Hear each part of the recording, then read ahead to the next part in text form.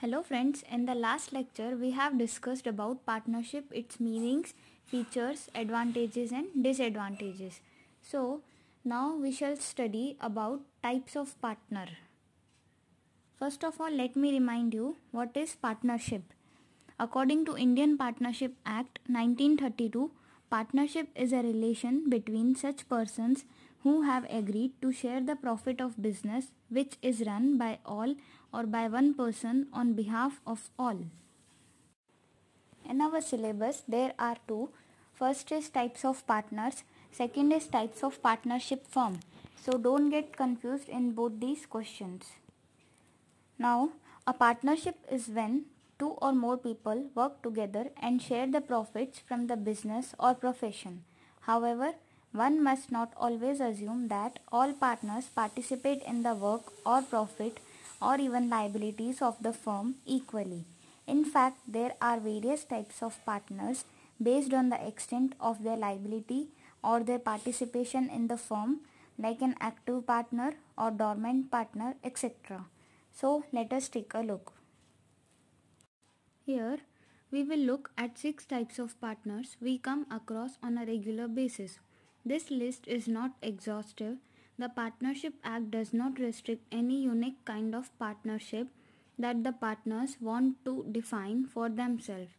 Let us take a look at some of the important types of partners, in which the first is active partner or managing partner. An active partner is also known as ostensible partner. As the name suggests, he takes active participation in the firm and the running of the business. He carries on the daily business on behalf of all the partners. This means he acts as an agent of all other partners on a day-to-day basis and with regards to all ordinary business of the firm. Hence, when an active partner wishes to retire from the firm, he must give a public notice about the same. This will absolve him of the acts done by the other partners after his retirement. Unless he give a public notice, he will be liable for all acts even after his retirement. Second is dormant or sleeping partner. This is a partner that does not participate in the daily functioning of the partnership firm. That is, he does not take any active part in the daily activities of the firm. He is, however, bound by the action of all the other partners.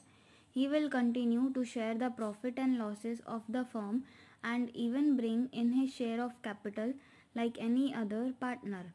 If such a dormant partner retires, he need not give a public notice of the same. Though he is an inactive partner, but like other partners, his liability in the firm is unlimited. Third is nominal partner. For quick growth of new establishing firm and to stay alive in tough competition, if a well-known person allows his name to be used by the firm, then that person is called as nominal partner. Nominal partner does not bring capital in the firm. He only allows his name to be used for the firm. So the goodwill of the firm increases, but his liability remains unlimited.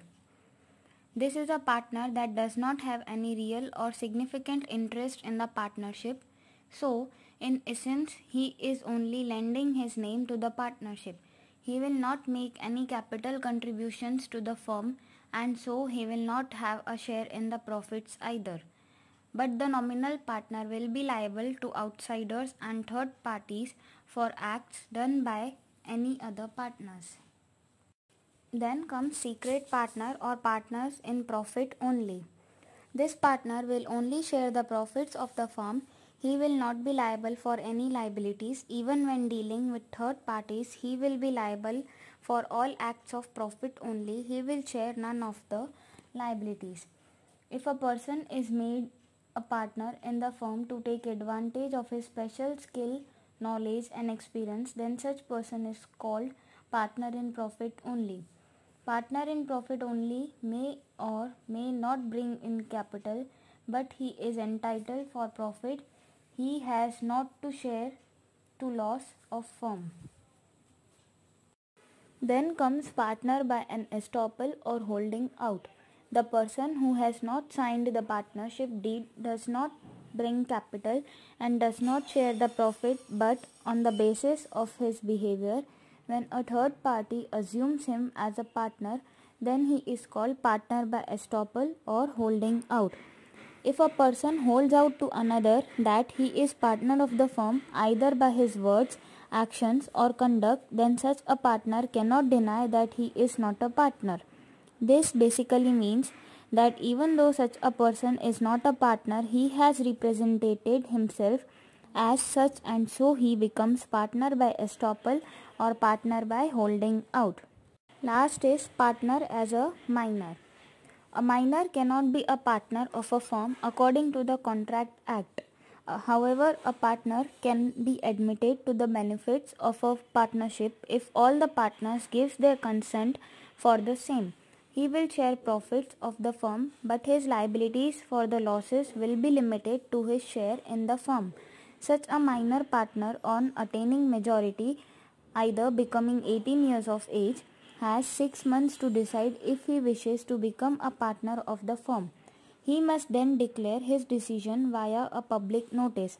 So, whether he continues as a partner or decides to retire, in both cases he will have to issue a public notice.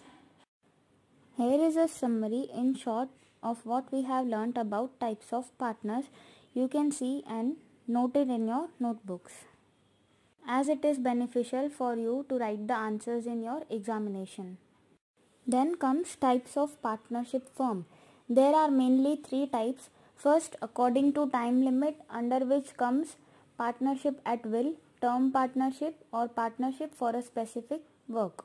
Second, according to liability, under which limited liability and unlimited liability. And last, according to registration, registered partnership firm and unregistered partnership firm. Partnership at will. In this type of partnership firm, the lifespan of firm depends upon the wishes of the partners. There is no time limit. The firm exists till there is unity and agreement among partners. If any one of the partner wishes to dissolve the firm, then according to law, by giving notice, he can bring the dissolution of the firm. In term partnership, when in partnership deed the time limit of partnership is mentioned, then it is called as term partnership. After completion of time limit, the firm is dissolved automatically. Still, if all partners agree, then time limit can be extended further. And the last, partnership for a particular or specific work. According to partnership deed, when a partnership firm is established for completing a specific job, then it is called partnership firm for a specific work. After completion of specific work, the firm is dissolved automatically. For example, partnership firm for the construction of a bridge, road, canal, etc. Partnership firm with limited liability. This is a special type of partnership firm. Excluding one partner of firm, all other partners' liability can be kept limited. Second, partnership with unlimited liability. In this type of partnership firm, the liability is unlimited for all partners. If debts of the firm increase more than the asset of the firm, then each partner has to pay the debt of business even by selling their personal properties. Then comes registration, under which registered partnership firm, the partnership firm which is registered with the registrar of the firms, then such firm is called a registered partnership firm. When a partnership firm is registered, such firm can approach court of law for the recovery of debt from a third party or person. It is not compulsory to register a partnership firm, but it is advisable. Under unregistered partnership firm, when a partnership firm is not registered with registrar of firms, it is called as unregistered partnership firm. For such firm, it is difficult to recover their debts through the court of law. What is the meaning of registration? Registration of a firm means entering of firm's name along with the relevant prescribed particulars, the register of firm kept with the registrar of firms. Now, what is the procedure for registration? Registration of partnership firm can be done according to Partnership Act 1932. Registration of firm is not compulsory, but there are certain disadvantages if registration is not done. Therefore, registration of firm is advisable. The state in which the firm is situated, there is a registrar of firm which is an appointed officer by state government. For registration, necessary informations are to be filled in by all the partners and the form is to be submitted to the registrar by paying fees. Or you can say there are 3 steps for registration. First, submission of application in the prescribed form to the registrar of firms. The application should include deposit of required fees with the registrar of firms, and the registrar after approval will make an entry in the register of firms and will subsequently issue certificate of registration. In case if a firm is not registered, it is deprived of many benefits. First, a partner of an unregistered firm cannot file a suit against the firm or other partners. Second, the firm cannot file a case against the partners.